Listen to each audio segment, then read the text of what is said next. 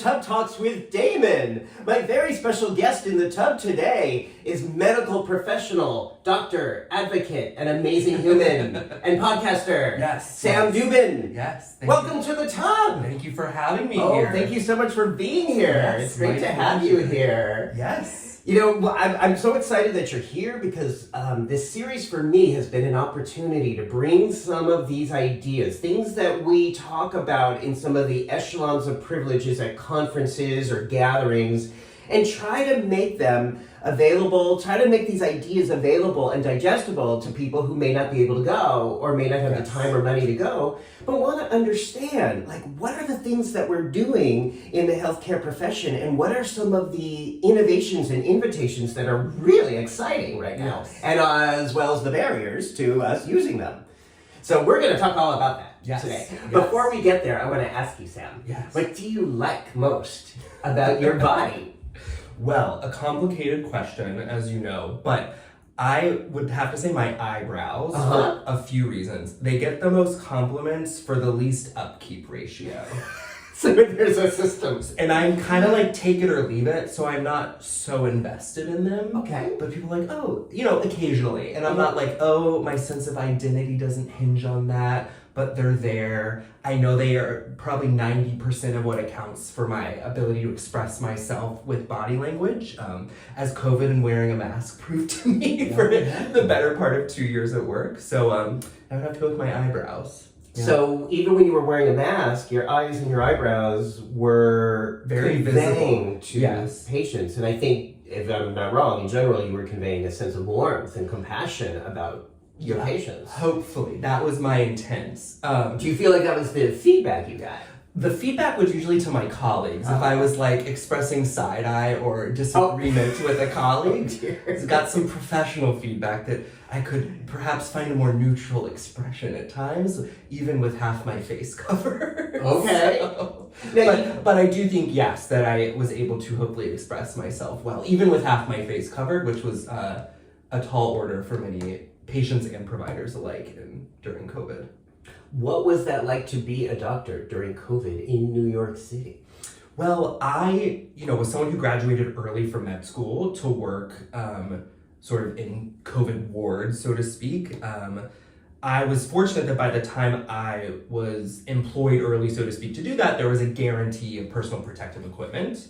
So I did not have to, the threat to my personal safety in making that choice was something I actually felt like I had a lot of control over. My partner and I had a few conversations about that, but in general, it was, something I was excited to be able to do. I had, towards the end of med school, you're like, I have all these skills, I'm like, you're not necessarily doing many clinical rotations. And then a global pandemic came along. So it was nice to be able to use that skill set when it was needed in a way that was, a nice entry ramp into my formal residency training. So that was really the COVID crisis, which in New York City was pretty severe for a while. That was really your entryway into this work. Yeah, it was the whole system was flipped on its head. The usual sort of types of illnesses you see in the hospital, heart failure exacerbations, heart attacks, strokes, diabetes exacerbations, all that stuff, we were like, where are these people? Are they dying at home? Are they sick at home? You were not seeing those. You were not seeing those for a while. And then I would say towards the end of the summer of 2020, things had sort of switched back. But for a while it was all, early COVID complications. People had a lot more blood clots with early COVID, a lot more like early on complications. And sort of seeing the beginnings of some folks' long COVID or the symptoms. So, yeah. What was that like for you emotionally to be sort of thrown into the frying pan of a major global pandemic with New York City at the center? I mean, me personally, it was like, I am doing something. So I think that sort of like stuck at home fidgetiness for me was the most uncomfortable thing, especially like, I have a medical training. I'm not, fully trained, but like, can I be doing something? So that was nice to get out there and do that. It was odd to, early on in your medical training, there's a lot of like, I'm not sure what's going on. Like, you have not applied what you've learned, you've not seen everything, you're not familiar with lots of illnesses. So for COVID, when everyone was in that situation, it was a very interesting time to be a learner early on in my medical training, to be like, like, what happens when you don't know something about a disease or what's expected? Either that's caring for the person through a mask with an interpreter in an isolated room with a large vent running to clear COVID out of the air, and having, end of life conversations in that setting, versus just healthcare systems delivery and how do I order medications in a way where the nurse doesn't need to go into the room as more. So it was a very different frame set, I think, not just for learners, but for everyone.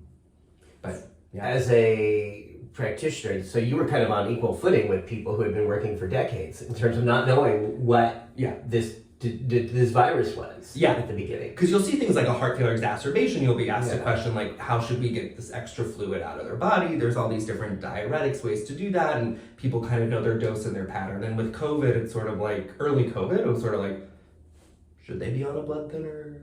Should we be giving them steroids? Right, this was before we knew about steroids for COVID, which was like winter 2021. What was the... So for severe flu, we knew that there was very rare situations where steroids, which sort of dampen the immune system, are helpful. And generally speaking, medically, for flu, before my understanding is still the case, you would not do that because the immune system needs to clear it and it would get worse. For COVID, it turned out that was different for severe early on. It was like when Trump, during his first appointment, was in the hospital and he got steroids, and we all knew what that meant because we knew what the guidelines said to give steroids, and it was when someone was ill. So there was things like that where we just didn't know. And when you don't have the risk benefit and that data, it becomes very, stressful. I mean, it's stressful for the patient because you can't tell them, you can't offer much in a sort of informed way. Right. Yeah. What kind of strain or stress did that put on you? Well, I think because I was early on, everything was kind of like that for me. Mm-hmm. And you're always working on a team. So I don't think because I wasn't leading a team at that point, nor was I sort of, the supervising physician.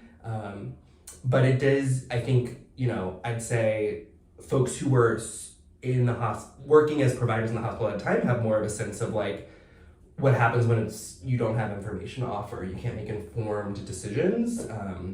And when things feel like more of a roll of the dice, I think I have a little more sort of, not emotional intelligence about that, but a bit of a playbook for myself is what is my approach to these sort of data-less situations. Wow. Yeah.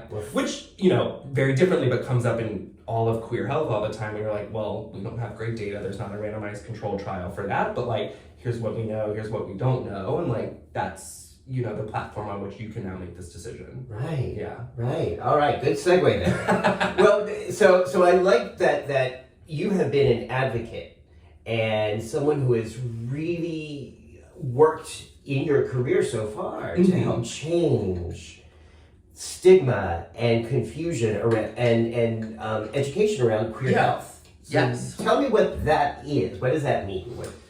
Yeah, I think, if someone came in to me and asked me a question about would I benefit from a cholesterol medication? Uh-huh.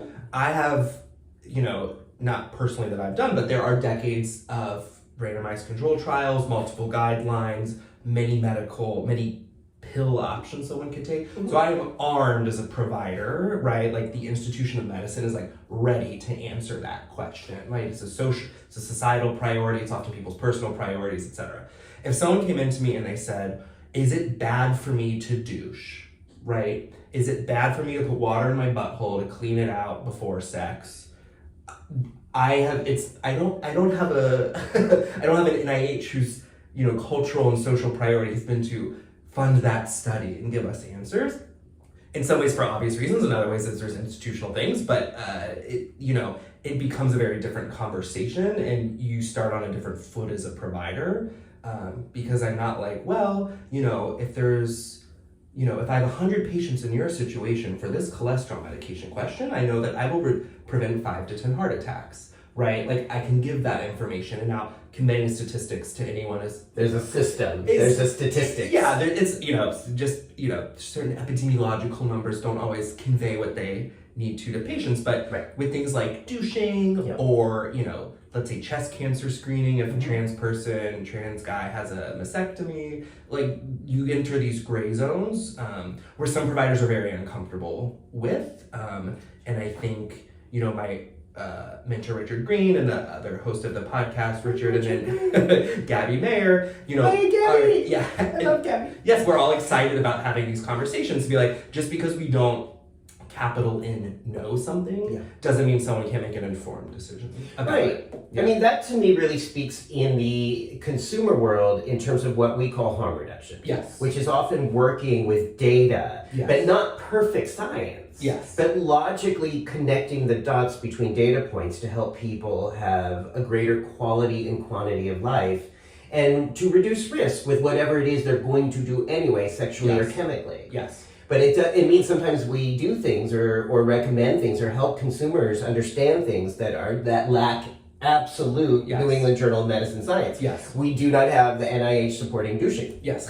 But we do, I think, what do we know medically about rinsing? And when we say douching, we mean cleaning out your butt for any reason, but specifically what we generally talk about in our community is for receptive anal sex. Yes. So I would say people do it for a lot of reasons that have nothing to do with anal sex. Douching is safe.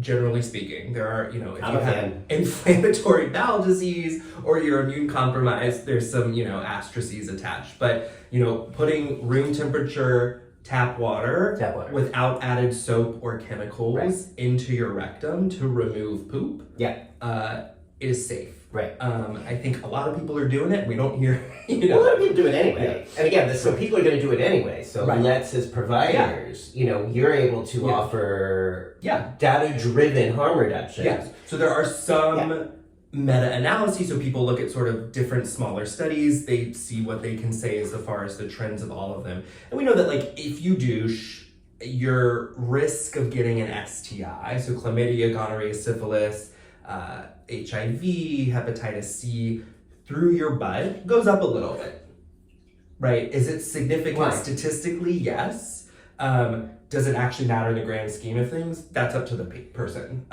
Why? Likely we don't know. The thought is that you have mucus, essentially. It's like, your sinuses are lined with mucus, your stomach is lined with mucus. But the mucus in your butt, your rectum, when you wash that away, it's just easier for bacteria to get in through the skin. Okay. So could the converse be true? Now, I have a theory. This is only my theory. This is not data-driven. This is Damon's theory, but this is anecdotal. Well, let's see what we know and we don't know. In the in the 36 years I've been a gay player.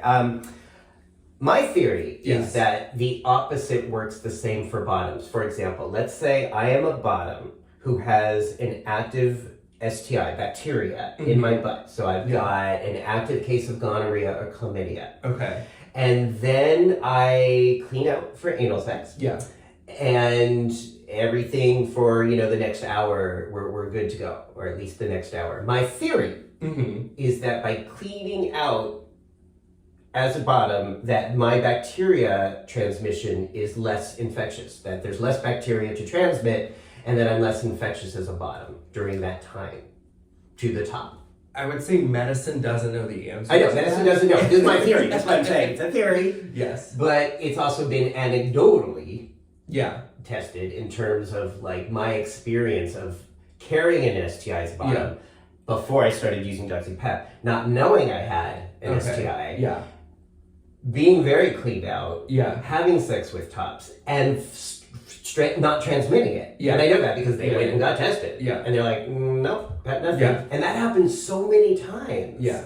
I was like, why? Yeah. Why is my bacteria not transmittable to these bareback tops? Yeah. And I think a lot of healthcare providers, we get uncomfortable theorizing things. I understand. Yeah, I don't want to make you uncomfortable. No, which is fine. I think but couching that, right? Doing this switch in our own heads from we're gonna talk about cholesterol to what is what is speculative and what is actually plausible, right? Knowing that often what sounds plausible gets jumps the choo-choo tracks when you actually study it. But we know that even, I think something that's like staggering every time someone comes across it is like the rates of HIV transmission by act, right? So like we know that, you know, like if you're a bottom and the top partner is not undetectable, so their viral load is over 200, right? Actually, 1,000. 1,000? Oh, Yeah. excuse me. Oh, updates. Goes to conferences. Yes. So right, if someone has a high viral load that is transmissible, yes, and and they have sex with the bottom, like it's not a guarantee that there will be a transmission of HIV.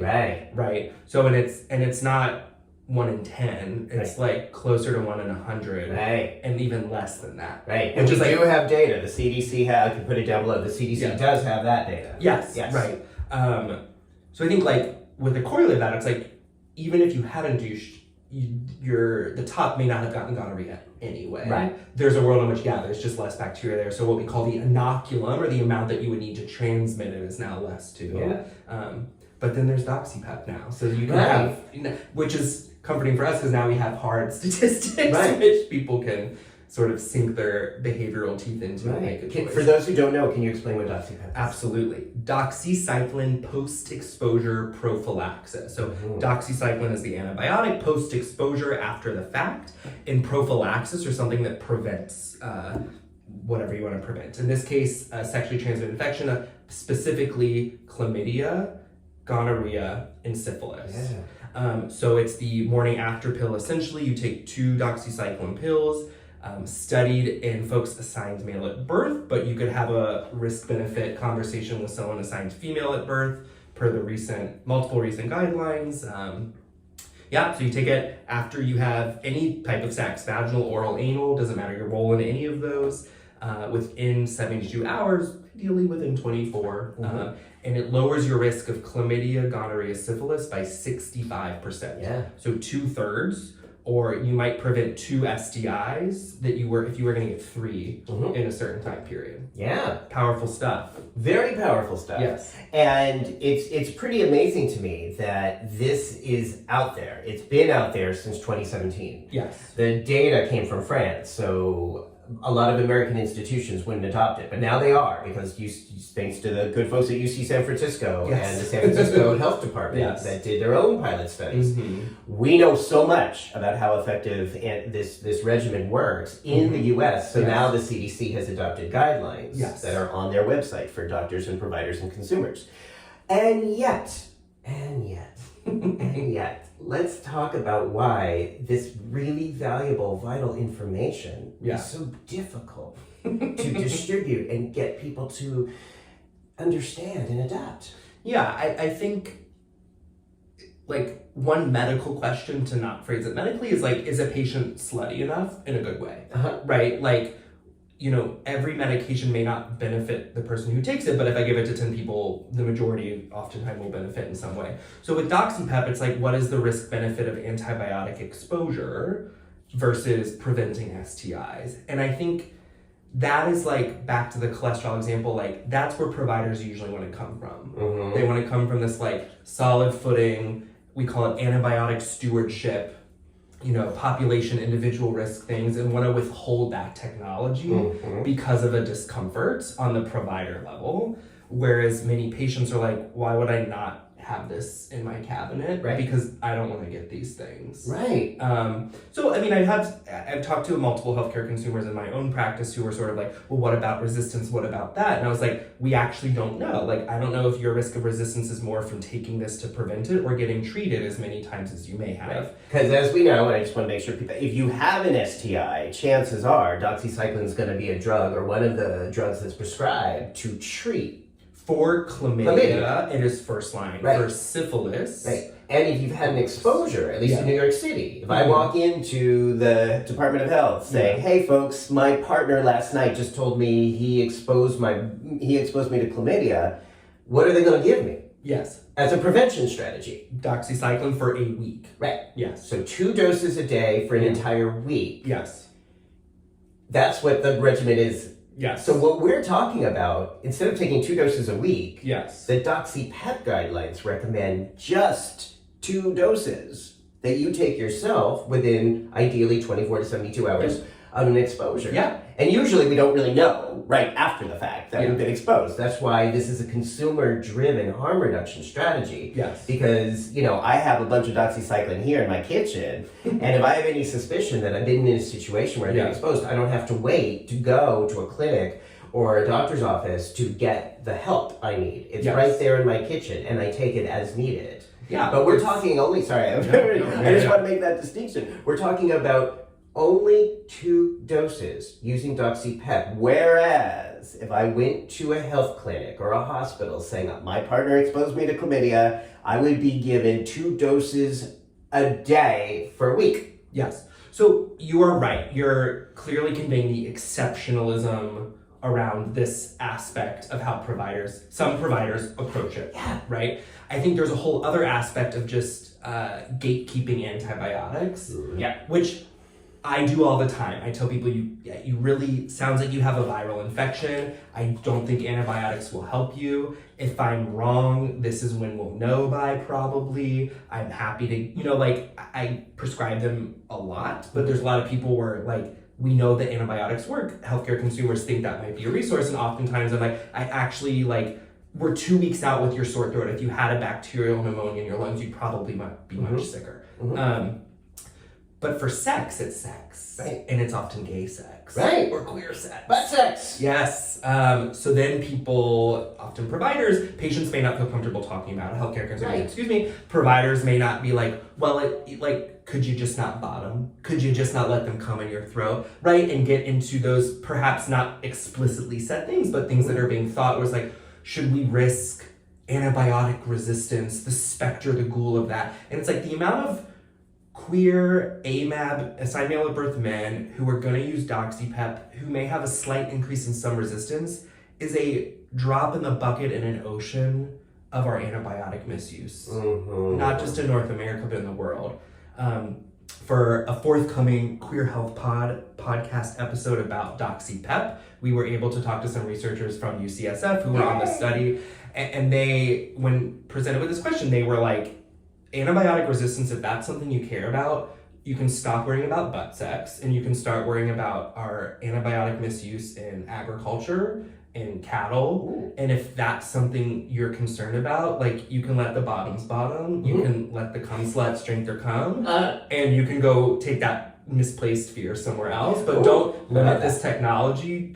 If I tell patients, I was this is not your problem. Yeah. Antibiotic resistance is not your personal concern. It should not be a thought of yours in the bedroom. When you're waiting in line for your pharmacy, you should not be worried about this. If your personal goal is to reduce your risk of syphilis, chlamydia, or gonorrhea, here is DoxyPEP. Yes, I love that. And I can't wait to hear that episode. I'm going to link that down below so people can hear, so I can compare myself to cattle, because I'm looking forward to this. The sluts versus the cattle. No king shaming. This is great. So here's the thing. If I came to you with a skin problem, if I was an adult or young adult or teenager and came to you, Dr. Sam, and said, I have all this acne and I need help from you controlling my acne, what would be one of the ways you would help me? A bathtub full of doxycycline. Yes. If you wanted to prevent malaria in certain parts of the world, I'm going to get to that. Here is 6 weeks of doxycycline. If you're anxious, and when you say 6 weeks of doxycycline, you mean twice a day. Twice a day. Right? So we're telling you twice a day for 6 weeks for malaria prophylaxis. Yeah. Doctors in this country seem to have no moral issues prescribing malaria as prevention when we're talking about travel, but they have an issue taking only 2 doses for fucking. Until we start fucking mosquitoes, I think that will be the conversation we have. or teenagers taking it for acne. You're right. Acne, malaria prevention, Lyme disease prevention and treatment, which people are very skittish about, and is probably often overprescribed. Yeah. In my humble and slightly but it's still the norm in this country. Correct. To prescribe doxycycline in much higher quantities for these conditions. Right, because it's not butt sex. Right. Yes. So the only distinction here that I can see, the only place this fear is coming from is not, I've been calling doctors because I've been, calling them in, not calling them out, but saying I find it disingenuous that you would have no problem giving anyone 200 milligrams of doxycycline for 6 weeks because they're traveling to an area where malaria is prevalent, but you have a problem with me taking only only 2 doses to go to the orgy. Correct. And I've heard a few different narratives coming out of the community on both sides, the community providers who work in these spaces where they treat a lot of queer men and then, or see them and take care of them, and then also community folks, but this idea of like, oh, there's a bowl of Doxy at the party, and like, couldn't they just wear condoms? Or like, that thing again where people are sort of like, well, couldn't everyone in New York just not stand off the sidewalk and there'd be less pedestrian deaths? But like, that's gonna happen, right? And people know that risk and they're gonna take it, and it's like sort of drawing that line for moral and personal reasons. Couldn't people not get in cars? Yeah, right, yes. Because really, there's at least 93 deaths in the US from cars every day. So I always go back to my example of like, what's more dangerous, riding a bike with or without a helmet, or having sex with or without a condom? Like, without a helmet on a bike, leaps and bounds, terrifying statistics, very life-threatening, debilitating, fundamentally change how you interface with the world. For sex, we scream at the thought of that, and it's stigmatized, and we don't want to give medical technologies or look into them for those reasons. But DoxyPEP, very exciting. It is exciting. Yes, and it goes back to early PrEP conversations. So, yes. I was thinking about how much this frustrates me, this conversation about DoxyPEP is so similar to the struggles we had as consumers that we had with American providers adapting to PrEP 10 years ago. Yes. And what I saw, and I want to run this idea through you, is some of the older practitioners who treated AIDS in the very, very early days of the epidemic, especially in major cities in the 1980s, still carry a sense of alarm, panic, and trauma based on their lived experience as a professional and their own, central nervous system of having a room full of patients die and being able to do nothing about it. I know that there's a lot of doctors, a lot of sheroes, who are still carrying the alarm. So that when we came around and started talking about PrEP and inviting the opportunity for people to fuck without condoms with a lot less risk, we didn't even know how much at the time, that set off the alarm bells, the trauma, central nervous system alarm bells in people who had been there from the very beginning. Yeah. So it felt like a lot of what we talk about when I get outraged, which I do, about these medical, pearl clenching and gatekeeping related to PrEP and DoxyPEP, I try to also understand that a lot of people working in the medical profession are still operating under the shadow of AIDS and GRID. Yes. I would, I'm certainly not of that generation, and How old are you? I'm 31. Wow! I think that I've always heard it grounded in a specific fear of we're going to breed HIV resistance. We're going to lose access to these hard-fought technologies. Like, while this may benefit in the short term, in the long term, we're going to shoot ourselves in the foot with this technology. Right. I think there's rational thinking there, but the way that it may manifest in a patient or healthcare consumer provider conversation may not make sense for that healthcare consumer's own interests, right? And then I'm always uncomfortable. It's like, how much do you put population health level concerns on an individual patient, right? Say it again. Yeah, why is it fair for me as a provider to gatekeep a medication? Because if I, when I prescribe that medication for 100 people, 2 may get antibiotic resistance, right? Or one for certain PrEP injectable options. If they, seroconvert or get HIV while on that option, they have less single pill HIV prevention options on the other end, but they still have them, right? So there's a concern I have that's valid medically, but if the patient understands that it's 95% of the time not going to be an issue, right? Then why am I worrying about the 5% of people who it may be for an issue to, and it wouldn't be catastrophic if they still have options? Right. And that sort of, I can see where if I had the patients I see die without access to things, I would be extremely, activated every time there's a new technology, and be very particular about how I, employ it or, have it out there. But I think, now my own experience navigating healthcare in New York, which is a very, unique healthcare landscape in certain ways, like it's there, and I'm privileged. Have healthcare training, so I know how to advocate for myself in these spaces. But there's a lot of folks where I'm always concerned, and I'm like, do you have concerns about it? They don't need to be, like, you don't need to worry about antibiotic resistance. That's like urgent care and giving out Augmentin. Yeah. Or cattle. Like, that's like, just get gonorrhea less. Yeah. That's our goal. Yeah. Harm reduction. Yes. Not harm elimination. Correct, right. And I think there can be absolute thinking. Yes. But I think going back to COVID, it was like interesting to see everyone have to think that way in a non-queer way, in a way that was like, to some extent early on before we had vaccines masking was certainly very politicized, but at least like giving someone steroids in the hospital if their lungs had critically ill pneumonia was not this like, should we or should we not? Like, it's not the same conversation around butt sex, right? So it's interesting to see what in medicine, people bring their own sort of morality into as far as giving it out. Like, I'm on one about MRIs. Like, I do not want you wasting your time and the system paying for MRIs that I know will not change anything for your lower back pain because it's not been 6 weeks, blah, blah, blah, blah, blah. I will prescribe when it's clear I need it. But like, there's certain battles I pick, and I think for many providers, the battles they pick are because they're uncomfortable with certain queer health things. I think they're uncomfortable, and I also think for some there's trauma. Yes. I would defer to you to hear more like of that generation about like the way gatekeeping, the way trauma impacts. This is what I have seen with the resistance, with gatekeeping, with PrEP and DoxyPEP. Not antibiotic resistance. Not antibiotic resistance, but this thing, prioritizing what I consider morality over medicine, prioritizing dogma over data. Their emotions get prioritized over the evidence. Yes. And sometimes that's coming from a place of trauma. And sometimes, again, that's coming from a place of not having sexual agency themselves.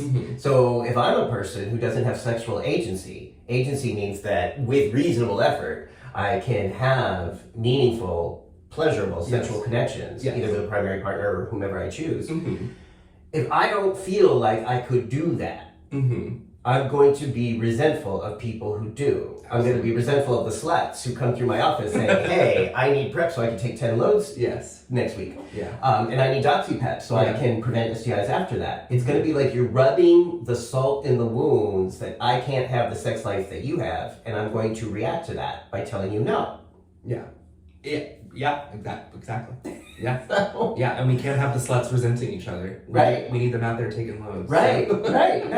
So I see that in the medical community. Again, I've seen that over my lifetime, that there is this morality at play. There is this, what I call the incel depravity model being acted out against sluts. Not just gay men, women too. We're talking about the whole system that I think is now going against women having access to birth control and morning after pills. It's very, this resentment of anyone who has sexual agency. Sam, what can we do? What do we do? I mean, you're a young doctor. Clearly, you haven't been given that kind of training. Well, let me ask you this. Academically, were you kind of given these messages about withholding these harm reduction strategies, data-driven strategies for which we may not have exact evidence and publicated articles? Nevertheless, we know work, the things we're talking about. Were you academically trained to not do that? It seems like you've been very open-minded to these innovations that are in front of us. I think my training as a primary care doctor has situated me well to be like, what do we know and what do we not know, and communicate that to people. Right? Like mammograms, breast cancer screening, chest cancer screening to some, right? Like the data is weird. Like we have a ton of data, but it's very hard to sit down with someone and say, you could do this every 2 years. That lowers your risk of getting an x-ray back that makes it look like you have cancer when you don't. And what is your ability to tolerate maybe a month and a half of thinking you might have cancer, but then not having cancer. And then you've medicalized part of your body. And you're talking about mammograms. Yeah, so that's something that I have that conversation all the time in primary care. tons of unknowns, tons of like, healthcare consumer driven preferences around like, oh, I have a family history of it. I absolutely don't want to miss a diagnosis. Like, come hell or high water, I'm getting this every year. And other people are like, I don't want to engage with healthcare. You're smushing my breasts between two pieces of glass. That's weird and uncomfortable. I'll do this every 2 years if you say that's okay. Right? So I feel like with primary care, I'm comfortable having these conversations or things that are routine or not super politicized. And then when it comes to queer health, as someone who identifies as queer and has experience living in that community, having sex in that community, feeling those stigmas, feeling shames, shoulds about medicine, I think providers with that background are a little more comfortable saying, like, what do you want out of this? And if that is what you're gonna get out of it, then like, let me make sure you know XYZ, and then it's yours. Because it's doxycycline, right? It's Truvada, it's safe, it's generic Truvada, it's Descovy, So to me, it seems like a lot of the traditional academic culture in medicine is about the should. Yes. That if I'm a doctor or medical expert, I'm in a position of authority and expertise. And as the patient, it is your job to listen to my infinite wisdom and do what the fuck I tell you to do. And if you don't, look, I can't help you if you're not going to help yourself. That seems to me to be the traditional medical model. And that was really part of the inspiration of why I wrote a book about the word should. Because I saw from the consumer and from the mental health standpoint how, and from the drug prevention standpoint, drug abuse prevention standpoint, how futile and useless that approach was from the consumer point of view to be talked to and treated that way. Because it doesn't stand to generally work out that well in terms of health outcomes. So I challenge the shoulds in healthcare and sort of try to see where we can make space in the model you're describing, where we say collaboratively, like, this is what I can share with you. I know. This is what we know. This is what we don't know. You're the consumer. Do you want to get a mammogram once a year? Do you want to get a mammogram every 2 years? Do you think DoxyPEP is right for you based on your experience and your history of STIs? Here's what we know. Here's what I can tell you. Here's what we don't know. And here's what we're learning, because there's still a lot of data being collected about DoxyPEP as we speak. In your do you feel like there's hope that academically newer medical professionals are more in alignment with that collaborative model, or is that should echelon still being practiced and taught? In my own training in med school and certainly in residency, so after med school but before you're an independent provider or unsupervised, yes, it's been very much away from the paternalistic model of like, here's your options, or here's the thing you're gonna do, and if you don't do it, that's on you, and all of that. I think it still very much depends on which medical technology we're talking about. So I don't think that attitude is necessarily applied across the board, and in part because you have providers whose training starts to separate. For substance use, you'll see the whole gamut, right? You'll see providers who are on essentially buses in the community giving out cookers and clean supplies and saying like, you're gonna do this, please do it as safely as possible. You'll see you'll see other folks who are like, when they're ready, they'll come to me. Right, they'll find their way through our horrendous phone tree and maybe have insurance and take the risk of getting a massive bill and deal with the front desk staff and then a medical assistant and then a nurse and then a provider and expose them to all of this hurrah that is the healthcare system, and folks will wait for that. So I think you see it in providers' personal conversation or one-on-one conversations, and also just like how we structure healthcare delivery. I'm optimistic it's changing. It sounds like your experience academically is that some of this is changing. Like would it be safe to say that some of your training or most of your training has been more in alignment with that model? Definitely. Great. And is that because you sought that out? Or is that because it was New York? Or is that just because do you feel like the whole field is shifting? My perspective is probably biased by where I trained, which is in an urban, underserved, largely uninsured or underinsured population that otherwise, the majority of which don't speak English. So I think choosing to train in that setting, you see that. I think like healthcare in general is moving in that direction. Like especially with telehealth and what it means to be accessible. Yeah. Like, do you need to come in? Let's decide over the phone or video. And if I don't feel safe that I've medically evaluated you, let's do that. Otherwise, like, you can be at home. Has telehealth had an impact on healthcare access in this country, do you think? Yes, I think it's improved because of it. Yes. Good. Yeah. Especially like, you know, the PrEP guidelines get tested every 3 months. Many of my, you know, patients don't need to see me every 3 months. Yeah. Like, they know the deal. Yeah. So that's another example of like, do you want to come just get your labs? Mm-hmm. And I'll bother you if it's been 4 months and you're okay with that month of, you know, extra risk because it's off the guidelines, or do you want to see me every 3 months? And if you want to cancel it, you can do that. Right. But please within 24 hours of your appointment. Right. But right, so I think appreciate that. Yeah. there's so many ways that paternalism can peel back. To say, I'll give you 6 months of PrEP. I'd like you to do your labs in 3. Mm-hmm. If it's been 6 months, I would like to chat it. Are you actually taking it, or did you just forget and things are busy, or did you travel, or did something change? So I think, you know, we're all still. I personally am still trying to figure out like, where is that line, and when am I judging a patient's behavior or moralizing their behavior or saying that it's like that with HIV treatment too. It's like, yeah, doctor, I've been on this pill for 20 years. Yeah. It's worked for 20 years. Probably not all the pills for 20 years, but like I've been on it, let's say 5-10 years. It works. We know it doesn't harm me. I feel good taking it. Like, I don't really want to see you maybe once a year, right? And it's like, yeah, I'm not going to not refill your medication. You're taking it. You're asking for a refill. But I think some people are like, we need your labs. And it's like, well, that's a risk that the patient understands and you're uncomfortable with. So like, let's look at that tension and say, what should change, right? And it's often not the patient who's going to change or could be changing. Could change. Yes. I like yeah. that. Could. Yes. Could is a potential. Yes. I have a question for you. Anything. So there's PrEP. Yeah.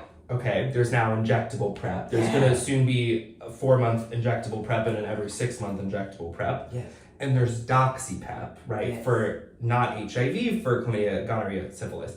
Do you feel like in the community, folks feel, now that there's more technologies to access it, when they try to interface, they're getting more stigma? Are people feeling more medicalized? Like, is getting these technologies an unfortunate a word not to use, but are people feeling that way? Like, oh God, to be gay now means I need an injection every 2 months and I have to take pills after sex on top of everything else? You know, I think there's a discernment between those of us who lived through the AIDS crisis and those who didn't see the death up front. Because for those of us who lost so many to AIDS and thought that's going to be me someday, all of these innovations and are invitations. So when I take my PrEP pill every day, or when I take DoxyPEP, I feel celebratory and grateful. And I like it. And I like taking ownership. I didn't actually have a regular provider or get labs done or really pay any attention to my health until I was 40, which is when I started taking PrEP.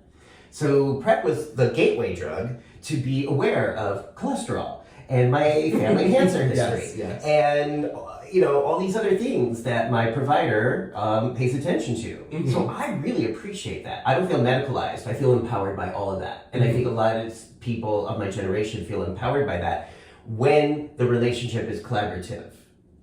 And I think that's crucial. When we participate as a team with my doctor, or in my case, with my nurse. Yeah. So I think it's interesting, and you may want to ask more people around your age. Yeah. Because sometimes I talk to younger people and they're like, yeah, I came out and then I started using PrEP and I started having sex and now I take that. And it's sort of a nonchalant thing. I haven't heard anyone, at least in New York City, which is a very privileged area, feel medicalized the way you're describing.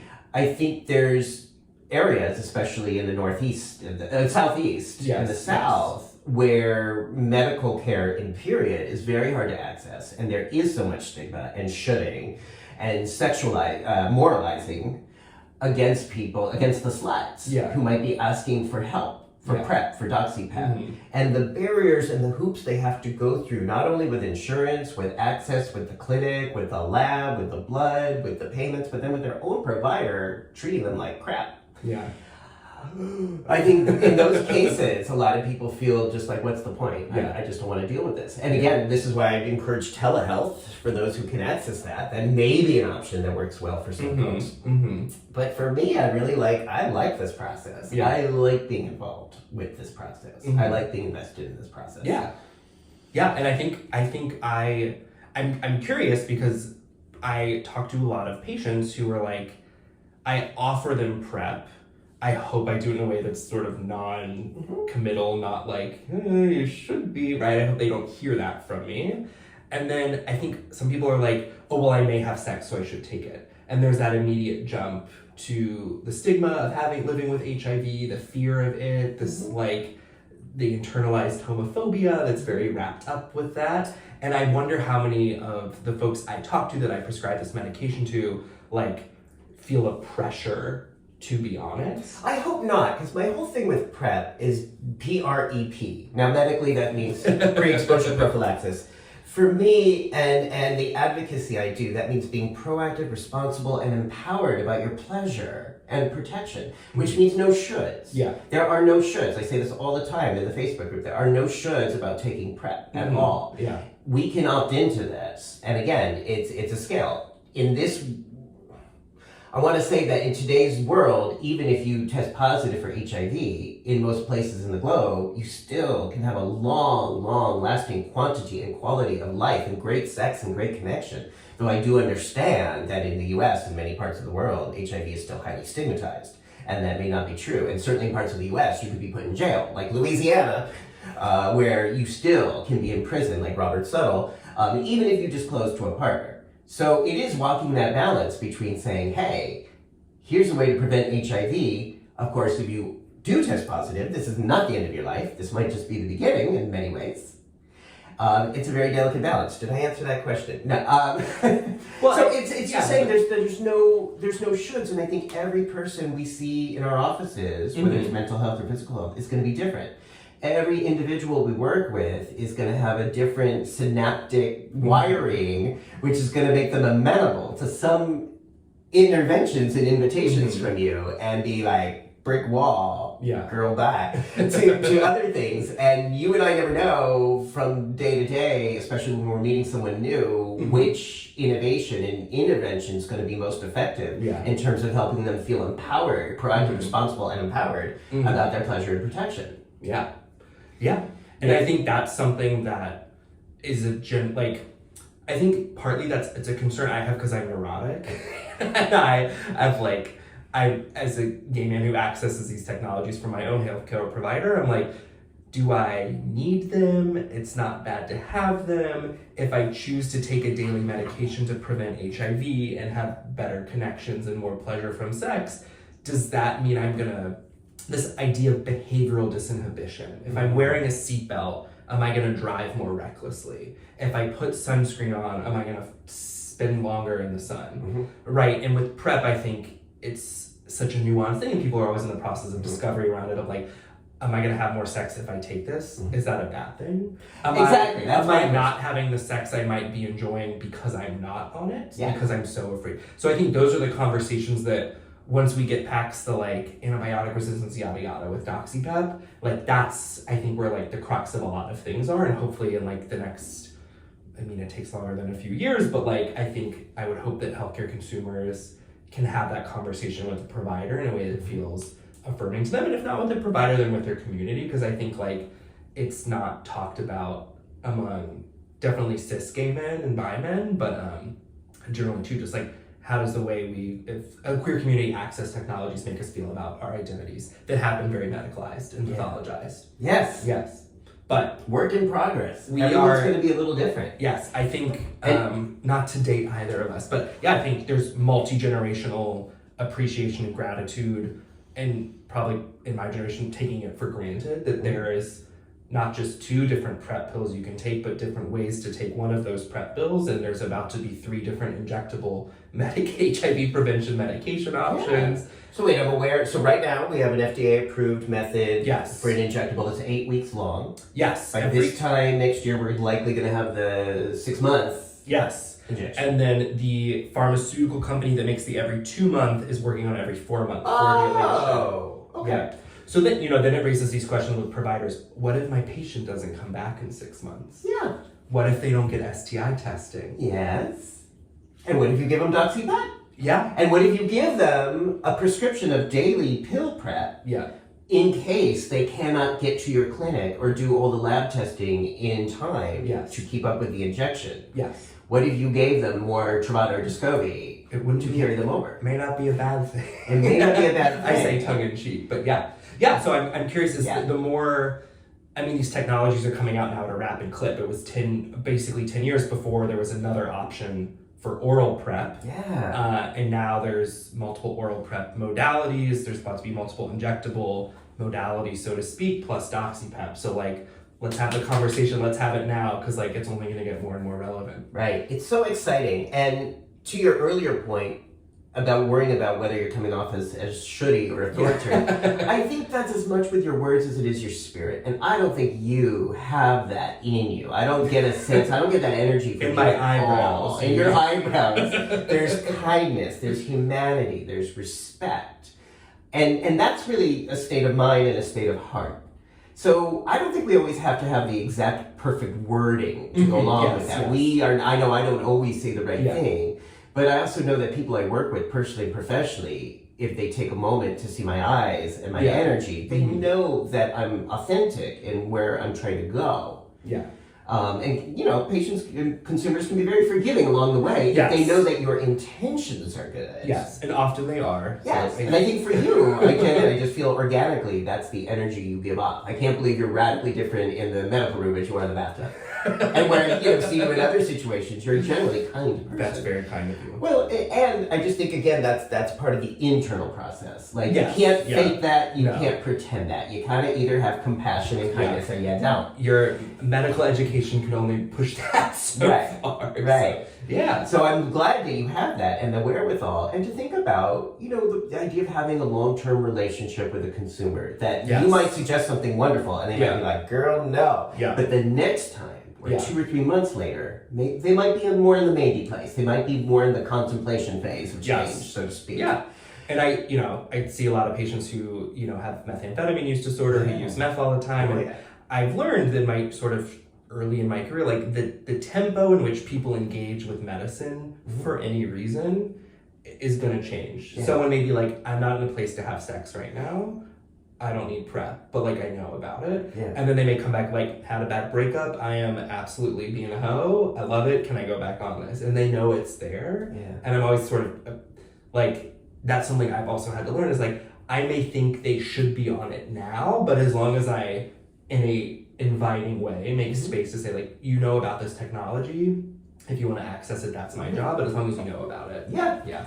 Right. Yeah. That's always my thing as a provider. It's I can't make you do anything. I can't make you take prep. I can't make you take your psychiatric meds. Yeah. All I can do is work with you to help you understand what the benefits and the pleasure and quality of life can be if you were to take the meds that your provider has recommended you take. Yeah. But I feel if I can do that in an authentic way, that's sort of, I've done my job. Yeah. I can't be attached to the results of that. Yeah. And I would hope that providers, the same way that they wouldn't judge someone for choosing not to take a cholesterol medication, would also then not judge someone for not choosing to take a technology that may or may not make sense to them. Absolutely. Yeah. And again, that's where the relationship comes in. That's where the kindness, where your eyebrows come in. And your eyes is helping people, because no one opens up their heart or their mind when they feel judged or condemned or shouldn't. Yeah. People tend to close their mind, close their heart when they feel someone's talking down to them. Yeah. So that is, I think, a distinction. Yeah. Before we wrap up today, you mentioned, I wanted to know if you have are there any other myths or confusing things that queer men generally believe out there that may not be totally true, or things you want to clear up? Earlier we were talking about sort of the myths around douching. And again, really the crucial part of that is if you're douching on a regular basis, don't be using the saline that comes in the bottle. If you're using Fleet Enemas, dump out the saline, you don't need it. And just use medium temperature temp water if you're doing that. Okay. Any other myths or confusions that you hear queer men saying that might be getting in their own way? Yeah, I think I hear a lot of gay men, specifically gay men, say, I should be on PrEP, Mm. right? That the fear of HIV is intolerable to them, that everyone else is on it, so they should be, so there's a peer pressure, Oh dear. that it killed condom use and they don't feel that they could advocate if that is actually their preference, Okay. or that, you know, so I try to give this, like, it is a technology, it is now, you know, widely available, at least in the Northeast in New York, and if it makes sense for you, it makes sense for you. Taking a pill and a daily pill for some people, not just neurotic me, may make you feel very medicalized. It may not be safe to have it at home. So like, you don't need to be on it if it doesn't make sense for you. It is not the end all be all. And I think same for DoxyPEP. If that shit makes you vomit and like blow your brains out through your butt because it can cause diarrhea, then like, okay, like you don't need to be on it. It's an option. Hopefully enough people use it that the community rates come down, especially with syphilis. But you know, they're there for you if you choose to option them. It should not become a, well, I need tickets to that party and I'm gonna need my prescription for PEP and I'm gonna need my DoxyPEP prescription and I'm gonna need to look this way. It should not be added to the gay list of shoulds. Nice. Yeah. I like that. I don't know if you can answer this, but this comes up a lot in my practice. And if you can't, just say I can't. But there's a lot of debate between the medical data and the consumer adaptation of mixing Viagra with poppers. Oh, yeah. Can you speak to that? Well, Queer Health Pod has a forthcoming Poppers episode. Okay. Where we talk to a cardiologist and a toxicologist, an emergency medicine trained doctor who then did a fellowship.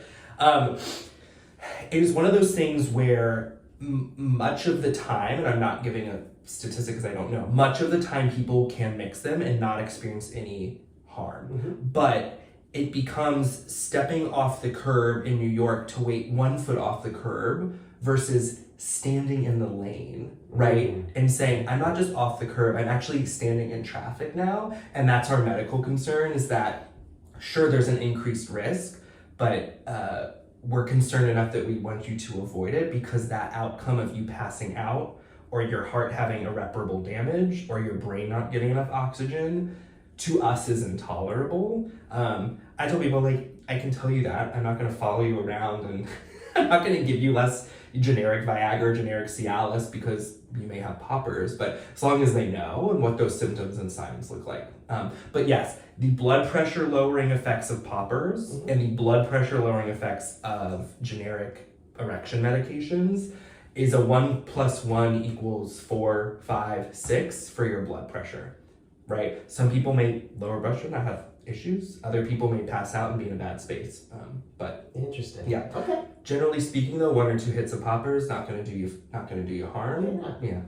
Again, this is one of these things where I see the medical community understandably caring and wanting to be cautious about protecting people. I also see the real world where, you know, I've been in situations where people are clearly using Viagra and poppers at the same time without seemingly having severe medical consequences. And I think with even with cholesterol medications, like, well, my brother lived to 80 without a heart attack and he ate cheeseburgers every day. Well, sort of like, yes, like people do these things and they don't always cause harm. Like tons of people ride a bike without a helmet. Right.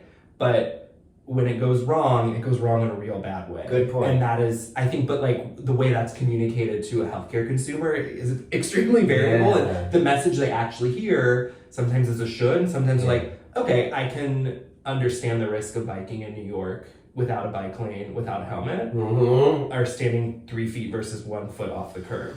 Interesting. Right? And it's not my job to, you know, I'd love to redesign the curbs, but it's my job to give you that information. It's not my job to belittle you into how you ride a bike. Yeah. Beautiful. Or fuck, or get fucked, or use. I got one more. One more question. This is another debate. And again, if you can't answer it, I don't want it. There is a lot of debate, at least I feel like, between those in the medical community who believe that precum by itself in an individual who is detectable, meaning over 1,000 copies present of HIV, somebody who is detectable and transmittable can transmit HIV solely through precum. Not ejaculate, but just fucking, in other words, like using the withdrawal method. Yeah. Fucking and then pulling out before they ejaculate. Your thoughts. What did my eyebrows communicate? Was it?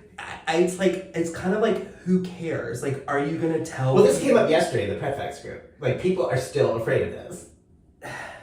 But like, I guess on both it would be odd to me as a provider to counsel someone specifically around precum unless they had a specific question. Mm-hmm. I think if there are folks who are choosing to engage with certain behaviors or not based on the risk of precum, I would not know where to tell them how far off the curb they're standing. Okay, so let's take this example.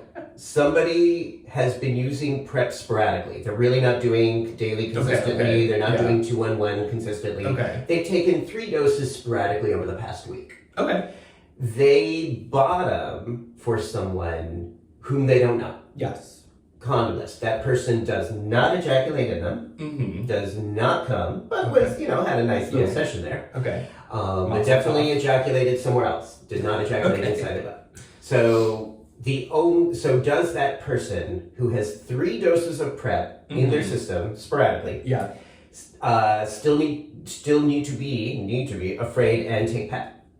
Well, I would tell that person, if you take 2 or more doses of generic Truvada in a week, you have lowered your risk of getting HIV by over 80%. That's what I said. If you go up to 3, 4, 5, you get marginal returns, but you are significantly more with each one. Yeah. So this person has reduced their chances by 4 out of 5. Yes. They have not gotten someone's, full load, for lack of a better medical term. So it's your chances are really low. Yeah. You have robust coverage. If that remaining risk is intolerable to you, or you're interested in lowering it further, have some PEP. Yep. Yeah. So this person started on PEP because they were panicking. Okay. Yes. But then they were having really severe side effects. And 3 weeks into PEP, they were like, I'm so nauseous and I feel like really crappy all the time. So I want to stop. Yeah. And was asking for feedback on that. Yes. I said very much recently, I said with 3 doses, you were well covered. Not perfectly, but well. So strongly covered. And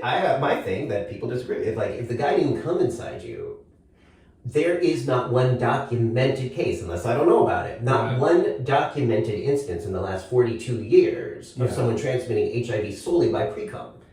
Yes, I think it is hard when someone's potentially panicked to say, I can never get you to 0% chance. Yeah. But even part of a PEP course is better than none. 3 weeks out of 4 weeks total. There are post-exposure prophylaxis. There are now multiple guideline-approved regimens. So if someone is having intolerable side effects, they have the option, excuse me, it's difficult. They have the option of talking to a healthcare provider about switching regimens if it's that intolerable. Yeah, good point. Yes. So again, great message, people. If you're taking PEP and it's really messing with you, with your body, with your stomach, with diarrhea or pain, talk to your provider. Yes. There's multiple regimens. Yeah, same with doxycycline post-exposure laxus. There's over 20 formulations of the pill. The 2 common ones, usually when you switch, you don't have GI upset. The other common misconception is that oral sex, so blowing someone or giving someone to give you head, carries a significant risk of HIV, and that is not true. It is a theoretical risk only. There are slim to, depending on who you talk to, no documented cases of transmission. Getting or giving? Both. Okay. Yeah, so it is as far as HIV acquisition, a very a theoretical risk only, which to many means there is not one. So right. Yeah. Oh, thank you for clarifying that. Yes. Yeah. Dr. Sam, thank you. Thank you so much for your time. Yes, thank you for all your advocacy, your interest in these topics. My pleasure. Yeah. I mean, it really is. Again, this is how I channel a lot of the trauma and during a time in my life that I couldn't control pretty much anything to do with HIV or AIDS or people around me getting sick or dying. This feels like such an amazing time in my life where I get to help people learn and understand PrEP and DoxyPEP and U equals U and work with doctors. And also it makes me so happy to learn that your training has been more in alignment with that notion of collaboration and communication and compassion. Yes. That it seems that medical institutions only recently adapted. But the fact that you got that kind of training and that's just who you are organically anyway, that fills me with so much hope. Yes, and it's certainly standing on the shoulders of my mentors who've made space in medicine and academic medicine to be able to give people that training. So hopefully I can pay it forward in my medical practice and perhaps with my eyebrows. So your wonderful eyebrows. Make sure that they see your eyebrows. Yes, those are good eyebrows. How does it feel now doing this talk with me? How are you? How does this feel? I feel cleaner spiritually and physically. Yay! All right. All It's right. great. Always good to have these conversations. They don't happen enough. So Great. yeah. Well, thanks to you, they are happening more often. The link to your podcast is right Yes. down below, the Queer Health Podcast. Yes. I've been on I don't know if my episodes are still up. But They are still okay, up. so I was on a few. Yes. Anytime, Yes. I'll do it again. Yeah. But as Sam was saying, you get a whole list of topics, of really interesting topics about some of these things that we talk about, but often don't have definitive answers. But you have experts, cardiologists, and doctors, and people who can help shed insight and information about this. Yeah. So if people want to see that, follow the link down. Is there any other way people want to follow you or keep up with you or see what you're talking about? Is there any other way you would want people to follow you? I am not on social media. So you're really not all that active, are you? That's probably why your brain is so sharp, because I you don't perhaps partake in that. sleep better. But if that changes between publication, I will shoot you a link. Okay, if that changes, we'll add the link down below. QueerHealthPod.com on Spotify and Apple Podcasts. Great. Yes. Beautiful. If you like this interview, this is the 4th season now that I'm doing this, and you can see exciting. all the episodes. Just press subscribe down below. It's all free, and it's all out there, and it's all wet, and it's all naked. So subscribe and to learn more about all these wonderful, to me, invitations and innovations for sexual, mental, spiritual health that we can integrate over the lifetime. Yes. So thank you for watching, everybody. Have a great day.